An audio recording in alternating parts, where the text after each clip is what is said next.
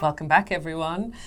So, if you didn't find it particularly funny, don't worry. I know jokes are often not very funny when you're using not your native language. Humor styles are different from place to place. But let me try and summarize at least the information. So, there is a famous old joke called The Man from Italy Who Went to Malta. And the joke is based around the possible misinterpretations of English language pronunciation with certain accents. So in this joke, a man with a strong Italian accent speaks in English, and it sounds like he means something different. So the waiter, I guess in Malta, speaks English, and he misinterprets the Italian man's requests. And with there's a lot of sort of double entendre, sort of sexy jokes. It's not exactly highbrow humor, I wouldn't say, but anyway. So, I guess the author of the article was thinking about that joke when he read the news report about a man from Azerbaijan in Portugal. Now, the Azerbaijanis commonly speak Russian. They used to be a member of the USSR, so that's their sort of most popular language. And so he was in Portugal and didn't speak much Portuguese, so he was relying on a translation app. And often these translation apps can be very good, especially for simple requests. He had a very simple request. He wanted to order a pomegranate juice. The waiter had come to him and asked, what would you like to drink? So he types in Russian, I'll have a pomegranate. I'll have pomegranate. And then it translated it into Portuguese, and he showed the waiter the translation. But the waiter had a really weird reaction. He looked startled and sort of scurried off quickly back into the kitchen. Not that long later, a group of policemen arrived at the Azerbaijani man's table and arrested him at gunpoint. He was taken off down to the police station, interrogated, his room was searched, and he was very confused about what was going on. But obviously he hadn't done anything wrong, so nothing happened to him. The police apologized and let him go. It turned out that the problem all originated from this translation app. The word for pomegranate in Russian is very, very similar to the word for grenade. In fact, if you look in French, grenade is the word for pomegranate. So I think many languages that have been influenced by French, Russian included, have this very similar word for pomegranate and grenade. However, like English, pomegranate, grenade, they sound very different, right? So it's the same in Portuguese. The two words are very different. So the translation app misunderstood what he meant, and it gave the translation for I have a grenade. And there was no way that in Portuguese they were going to guess this mix-up. Yeah. Because the words don't even sound similar. So the guy thought it was a threat. The waiter thought it was a threat. I have a grenade. I am a terrorist. So that's how the whole misunderstanding happened. I can only imagine some terrorist somewhere saying that he has a pomegranate. Yes. Why isn't anyone being scared? I have a pomegranate. The other way round, yes, would also be hilarious. Oh, gosh. So I'm sure the poor Azerbaijani man, went back to his home country feeling rather upset about being roughly treated. Of course, yeah. But so a word of warning to the wise, be very careful with your translation apps.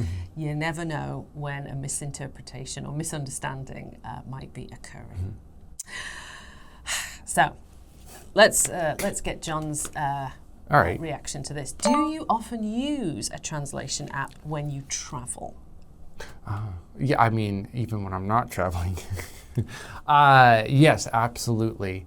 And because I've come to Korea and I've realized things don't translate well between languages. And it's not like sometimes, it can be often don't translate well. Now, of course, it's not a huge thing like grenade versus pomegranate. It might be a wrong verb or a wrong feeling, right? But understandable in the end to a certain extent. I've learned to both keep it simple and keep it like explanatory, So simple words, but explaining the situation rather than saying I have pomegranate or I'll have pomegranate.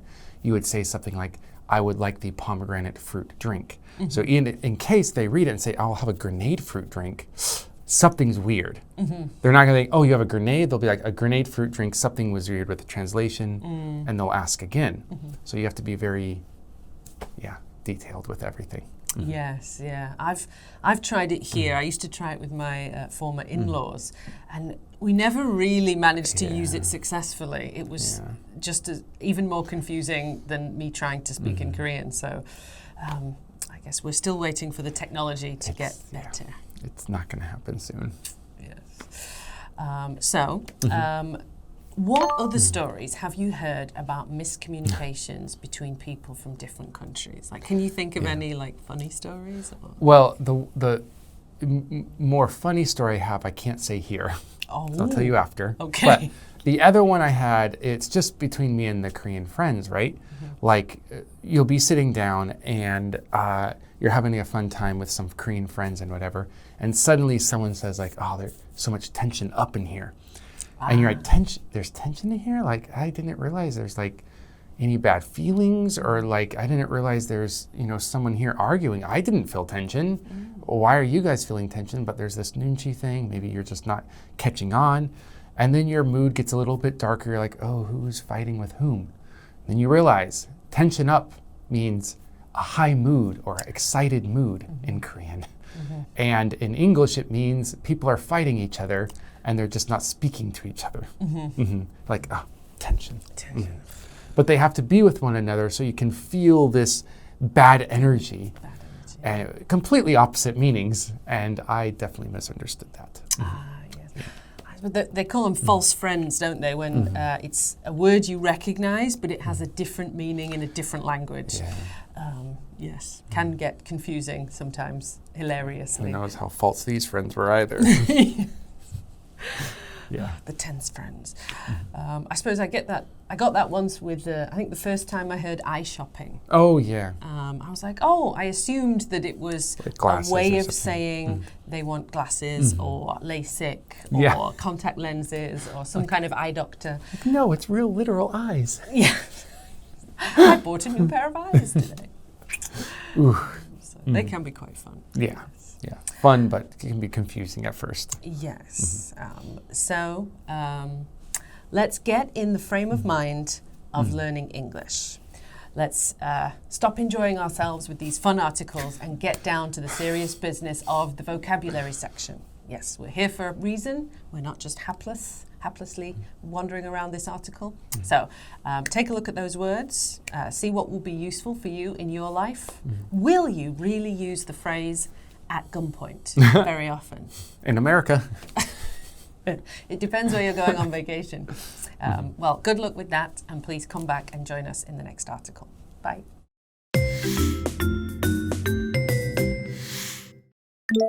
Motif. Motif. Textile. Textile. Cuff. Cuff. Interrogate. Interrogate. Hapless. Hapless.